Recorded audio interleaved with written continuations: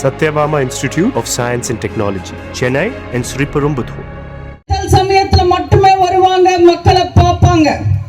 தேர்தல் முடிஞ்சதுக்கு அப்புறம் மக்களை பார்க்க மாட்டாங்க. ஸ்டாலினும் உதயநிதியும் பிரச்சாரம் பண்றது பத்தாதன்னு அக்கா கனிமொழி வந்து பிரச்சாரம் பண்றாங்க. நான் நேத்து கனிமொழியோட பிரச்சாரம் பார்த்தேன்.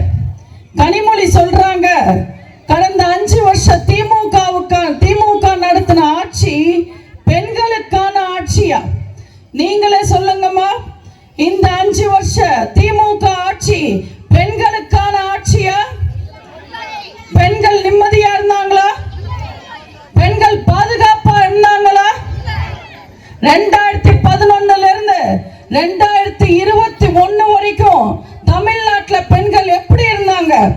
அம்மாவோட ஆட்சி காலத்துல, நம்ம அண்ணன் எடப்பாடியார் ஆட்சி காலத்துல தமிழ்நாட்டு பெண்கள் புலியா இருந்தாங்க. ஆனா இன்னைக்கு இந்த திருட்டு திமுக ஆட்சியில பலியா இருக்காங்க. உண்மையில இன்னைக்கு தமிழ்நாட்டு பெண்களுக்கு என்ன நிலவரம்? சாதாரண பெண்கள் சந்தைக்கு போக முடியல, வயசான பெண்கள் வாக்கிங்க்கு போக முடியல, சின்ன குழந்தைங்க ஸ்கூலுக்கு போக முடியல, கன்னி பொண்ணுங்க காலேஜுக்கு போக முடியல, குடும்ப பொண்ணுங்க கோவிலுக்கு போக முடியல. ஒரு அப்பா அம்மா கூடயோ கணவரோடையோ வெளியில சுதந்திரமா தைரியமா நடமாட முடியாத ஒரு நிலைமை. நீங்களே நியூஸ் பாக்குறீங்க. நாங்க ஸ்டாலின் மாதிரி வாய் புளிச்சதோ மாங்காய் புளிச்சதோ எல்லாம் பேச மாட்டோம். உண்மைகளை மட்டுமே பேசுவோம்.